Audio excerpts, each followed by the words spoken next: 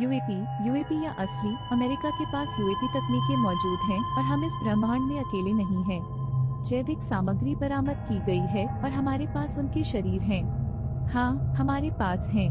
क्या ये कई प्रकार के जीव हैं या आपकी जानकारी के अनुसार किसी गैर मानव जीवन रूप के साथ कोई संचार हुआ है? हाँ, लेकिन यह गैर मौखिक रूप में हुआ है। 2023 में एक ऐतिहासिक कांग्रेस सुनवाई ने उस परिदृश्य पर रोशनी डाली जिसे सरकार अब अज्ञात विचित्र घटनाएं कहती है। पेंटागन ने इन बाह्य ग्रहीय वस्तुओं का अध्ययन करने वाले गोपनीय कार्यक्रमों की पुष्टि की है, लेकिन एक सवाल अब भी बना हुआ है, जनता से और क्या छुपाया जा रहा है? जुलाई 1947 में न्यू मैक्सिको के रोसवेल के पास एक खेत में कुछ अजीब चीज क्रैश हुई।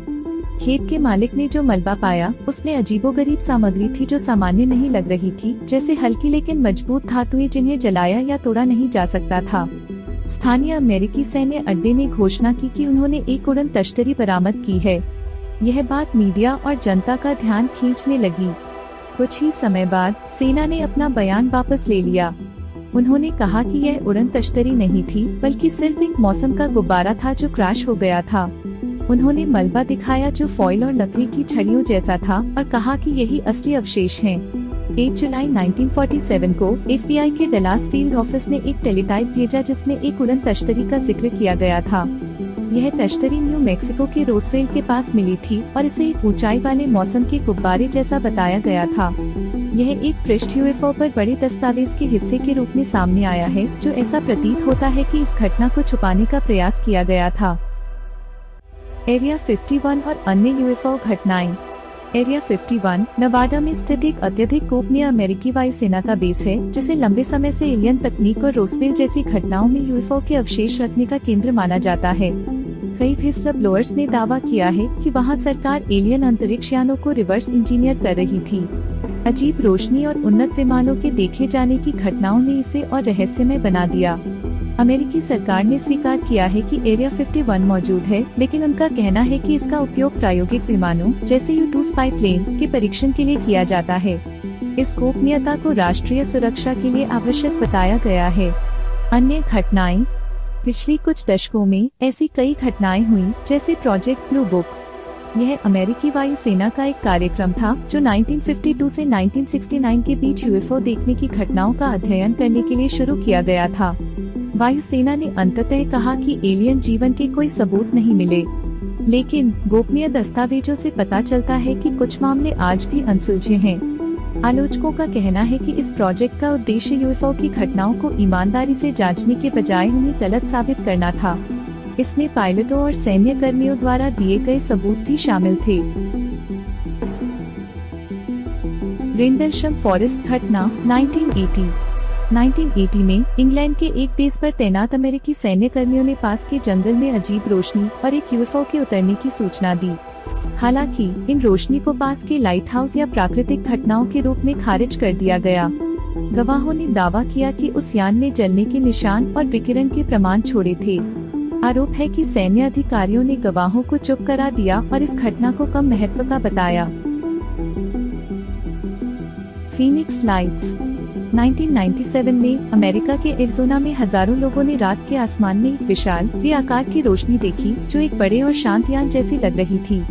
बाद में सेना ने कहा कि ये एक अभ्यास के दौरान छोड़े गए फ्लेयर्स थे। मजेस्टिक 12। यह दस्तावेज एलियन तकनीक को रिकवर और उसका अध्ययन करने की जिम्मेदारी के बारे में थे, जिसे अमेरिकी सरकार ने खारिज कर दिया। किक्सबर्ग UFO घटना। 1965 में पेंसिल्वेनिया में 1 घंटे के आकार का यान क्रैश होते हुए देखा गया। नासा ने कहा कि यह एक रूसी सैटेलाइट का गिरना था, लेकिन कोई मलबा सार्वजनिक रूप से नहीं दिखाया गया। बेल्जियम UFO घटना।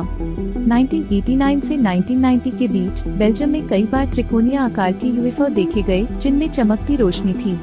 आज तक इन घटनाओं का रहस्य बना हुआ है। ब्राजील की घटना।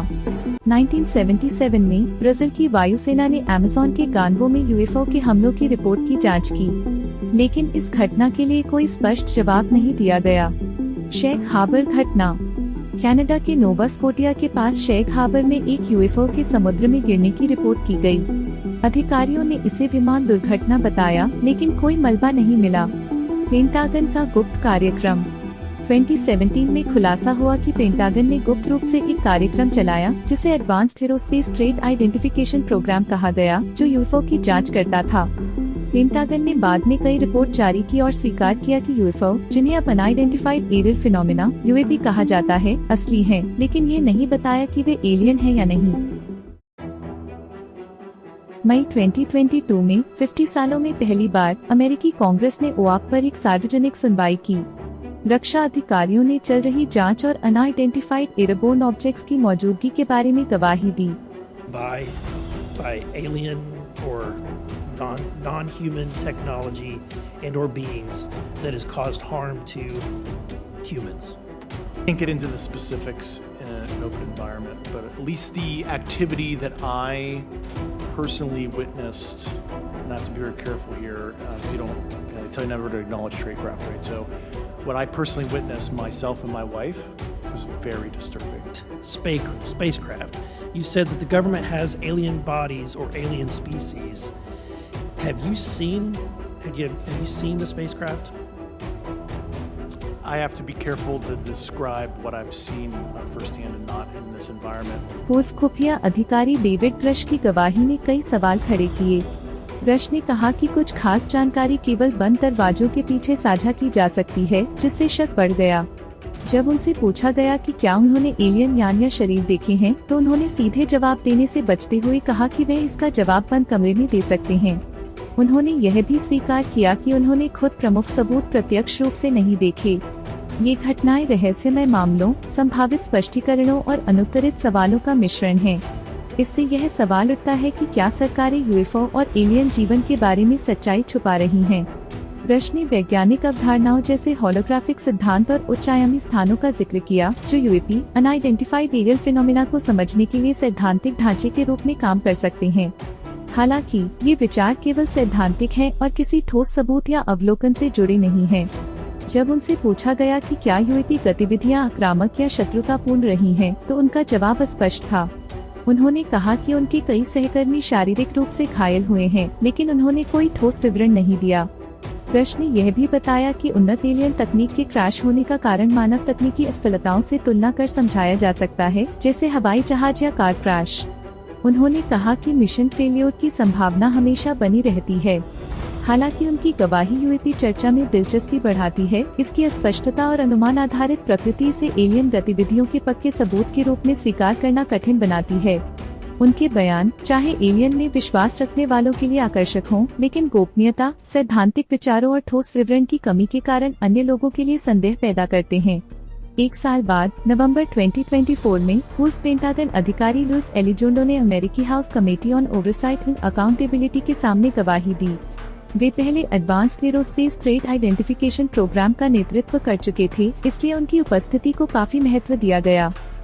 Would you be able to provide or get access to something, whether it's visuals or material that we could put our hands on, or biologics that would convince me, that would show me that we have non-human origins? Sir, that decision would not be mine. That have been As that we have possession of bodies? Yes, yes. We have is it multiple types of creatures, or? Sir, I couldn't answer that.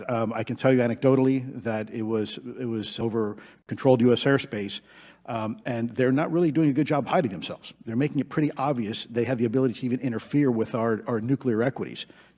एलिजोंडो ने शांत और प्रभावशाली तरीके से बताया कि UAP असाधारण क्षमताएं दिखाते हैं, जो मौजूदा अमेरिकी तकनीक की सीमाओं से परे हैं। उन्होंने समझाया कि ये अज्ञात वस्तुएं अत्यधिक तेजी और अप्रत्याशित दिशाओं में चलने में सक्षम हैं, जिसे कोई भी मानव निर्मित विमान नहीं कर सकता। उन्होंने विशेष रूप से बताया कि ये घटनाएं राष्ट्रीय सुरक्षा के लिए खतरा पैदा कर सकती हैं, क्योंकि ये अक्सर संवेदनशील सैन्य ठिकानों के पास देखी जाती हैं। एलिजोंडो ने सरकार के यूएपी सूचना को संभालने के तरीके की तीखी आलोचना की। उन्होंने खुलकर कहा कि इन जांचों पर अत्यधिक गोपनीयता ने न केवल वैज्ञानिक अनुसंधान को बाधित किया है, बल्कि जनता की समझ को भी सीमित कर दिया है। उन्होंने तर्क दिया कि इस गोपनीयता ने प्रगति में अनावश्यक बाधाएं पैदा की हैं और विश्वास को कमजोर किया है। रश और एलिजोंडो दोनों की गवाही यूएपी पर नई बहस को जन्म देती है। जहां रश की गवाही सैद्धांतिक और स्पष्ट है, वहीं एलिजोंडो ने अधिक ठोस विवरण और राष्ट्रीय सुरक्षा के जोखिमों पर जोर दिया। लेकिन दोनों ही मामलों में यूएपी और एलियन के बारे में सच्चाई अब भी पर्दे के पीछे है। एलिजोंडो का संदेश, आशा और पारदर्शिता की मांग।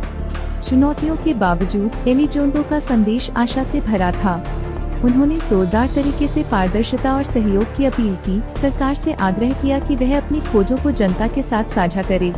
उनका मानना था कि केवल खुले वैज्ञानिक अनुसंधान के माध्यम से मानवता इन रहस्यमय घटनाओं को समझने और उनसे जुड़े संभावित जोखिमों को दूर करने की शुरुआत कर सकती है। यह सुनवाई यूएपी अनआइडेंटिफाइड एरियल फिनोमिना के रहस्यों को उजागर करने के ऑनगोइंग प्रयासों में एक और महत्वपूर्ण क्षण साबित हुई। एलिजोंडो की गवाही ने सरकार की जवाबदेही और इस विषय पर अधिक खुले संवाद की मांग को और तेज कर दिया। गवाहियों और सरकारी कार्रवाइयों के जरिए सामने आई यूपी की कहानी ठोस सबूतों, वैज्ञानिक जांच, पारदर्शिता और जवाबदेही की कमी से जूझ रही है। जहां व्हिसलब्लोअर्स जैसे क्रश और एलिजोंडो ने इस मुद्दे पर महत्वपूर्ण ध्यान आकर्षित किया है, उनकी गवाहियां अभी भी अनुमान आधारित हैं और ठोस प्रमाणों से रहित हैं। सरकार का अपनी खोजों को पूरी तरह से उजागर करने और स्वतंत्र वैज्ञानिकों को शामिल करने से इनकार स्थिति को और अधिक स्पष्ट बनाता है। इस बहस में सबसे बड़ी कमी एक समन्वित और सबूत आधारित दृष्टिकोण है, जो व्हिसलब्लोअर की गवाहियों, वैज्ञानिक अनुसंधान और पारदर्शी सरकारी खुलासों को एक साथ जोड़ सके। जब तक इन पहलुओं को हल नहीं किया जाता, यूएपी पर बहस रहस्य, अटकलों और सार्वजनिक अविश्वास में घिरी रहेगी। हाल की खुलासों पर अपने विचार नीचे कमेंट में जरूर बताएं। देखने के लिए धन्यवाद। अगर आपको वीडियो पसंद आया तो लाइक करें, सब्सक्राइब करें और नोटिफिकेशन ऑन करें। आपका समर्थन हमें और अच्छा कंटेंट बनाने में मदद करता है।